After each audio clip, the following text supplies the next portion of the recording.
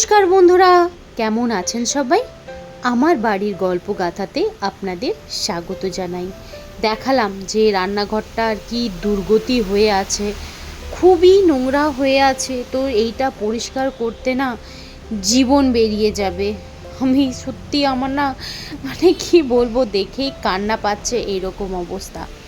ওই যা বলেছি, নতুন যা জব হলে যা হয় সব কিছু মেনটেন করে আবার কাজে যাওয়াটা একটু এখন মুশকিল হয়ে যাচ্ছে। তো কয়েকদিন এখন এরকম হবেই। তো চলুন, ঠিক বাসন মেজেছি, তারপরে হয়ে গেছি ক্লান্ত। তো রান্নাঘরটা তো দেখালাম কি অবস্থা, চা নিয়ে বসেছি। আর তাতান এইদিকে আমার অন্নপূর্ণা ভান্ডারের স্ট্যাটাস চেক করছে। সবার টাকা ঢুকে গেল, আমার কেন টাকা ঢুকলো না? আমি এমনই অভাগা, আমার টাকা ঢুকছে না। ভগবান বলছে তোমাকে আমি সুস্থ সবল করে পৃথিবীতে পাঠিয়েছি, তুমি খেটে খাও, কোনো কিছুর আশা করো না। আমি লক্ষ্মীর ভাণ্ডারও ঠিকঠাক মতো পেতাম না, মানে 4 বছর যে দিয়েছিল আমি ওই 8-9 মাসের মতন পেয়েছি। কেউ বললে বিশ্বাস করে না, ভাবে আমি হয়তো মিথ্যা কথা বলছি। মিথ্যা কথা বলে লাভটা কী হবে? আমি যদি পাই সেটাও কেউ নিয়ে নেবে না, আর না পেলে কেউ দিয়েও দেবে না। তো পেতাম না। আর আমি অন্নপূর্ণা ভাণ্ডারেরও আশা ছেড়ে দিয়েছি যে আমি পাবো না। তো খেটে খাওয়ারই ব্যবস্থা করছি। আর খেটে খেটে ক্লান্ত হয়ে গেছি, তাই আবার চা নিয়ে বসে গেছি। আর এদিকে কাজ চলছে। আর আজকে না খুব ইডলি খেতে ইচ্ছে করছিল, ওই জন্যে তাতানকে বললাম জানা বাবা গিয়ে কয়েকটা ইডলি নিয়ে আয় না। আমি তো কিছুদিন ধরেই কাজের চক্করে তো কিছুই করতে পারছি না। তো তাতান গিয়ে ইডলি আর বড়া নিয়ে এসছে। এই আজকে আমাদের টিফিন। না দিয়ে তুমি তরোয়াল ঘাড়ে করে চলে যাচ্ছ, এটা কি ঠিক করছো?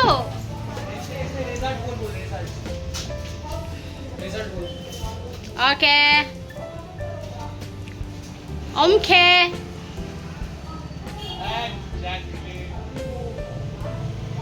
হ্যাঁ বাবা।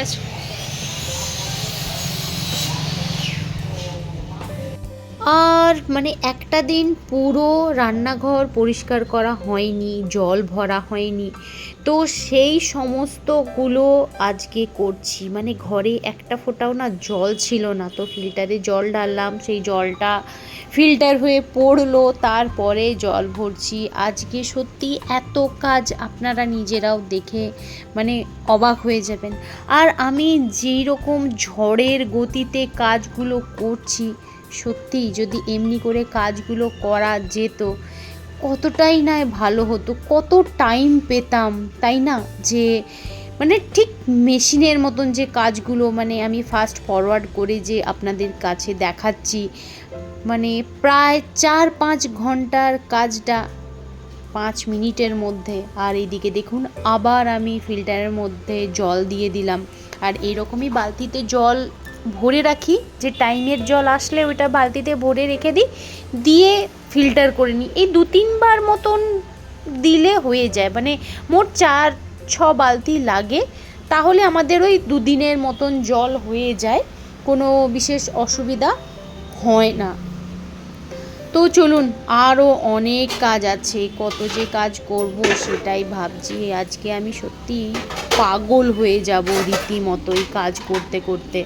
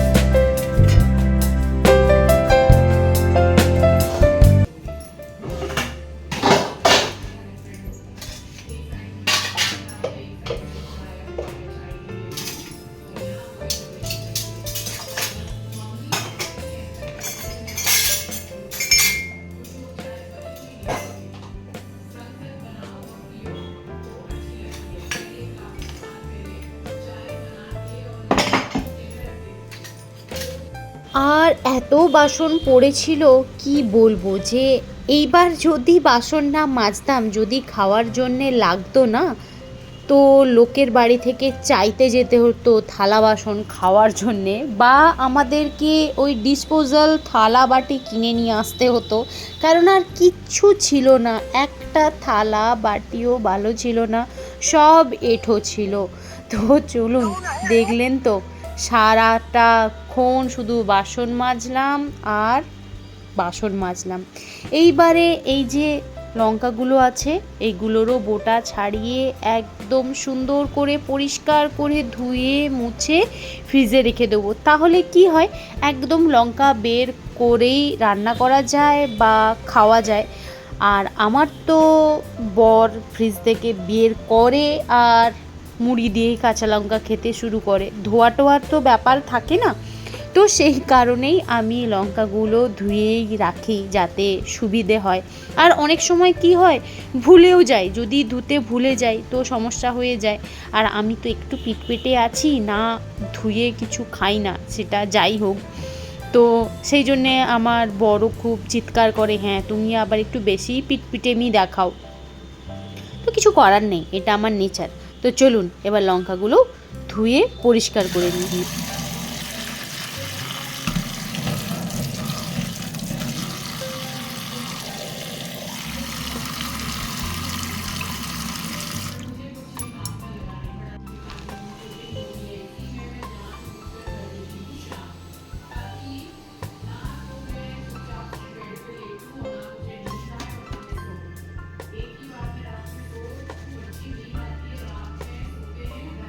আর ভালো করে মুছেও নিয়েছি।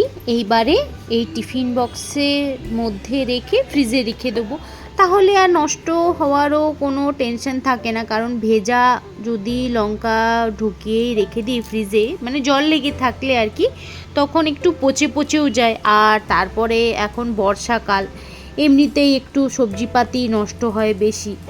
তো চলুন, মোটামুটি আমার রান্নাঘর পরিষ্কার করা আজকের মতন হয়ে গেছে। তো এখনও গ্যাসটা পরিষ্কার করা হয়নি, বাকি সমস্ত জায়গা ফিনাইল টিনাইল দিয়ে মুছে পরিষ্কার করে নিয়েছি। ভাবতে পারিনি যে শেষ পর্যন্ত পরিষ্কার করে উঠতে পারবো বলে। মনে হচ্ছে যেন, হে ভগবান আমাকে একটু নয় সেলাইন দাও, বা আমাকে আর একটুখানি ক্ষমতা দাও, যাতে আরও ভালো করে একটুখানি পরিষ্কার করে নিতে পারি। সত্যি আর না ধৈর্যে কুলালো না যে গ্যাসটা মুছবো।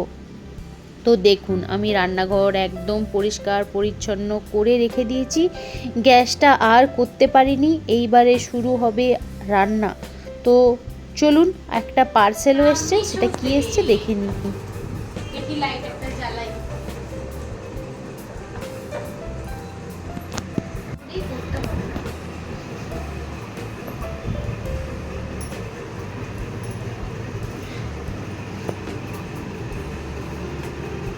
বৃষ্টিতে ভিজে গেছে, হ্যাঁ যা বৃষ্টিও হবে না। ওরা বেচারা ভিজে ভিজে এইটা দেখা, এটা হচ্ছে প্রেসার পয়েন্ট ক্রিয়েট করা হবে। যখন কানিসটা পুশ হয়ে যায় তখন কাটবো কি করে, বাটবো কি করে, কাটবো কি করে, না বাটবো কি করে, ওই জন্যে এটা অর্ডার দিয়েছি। পরে কি করবো, সরে যা।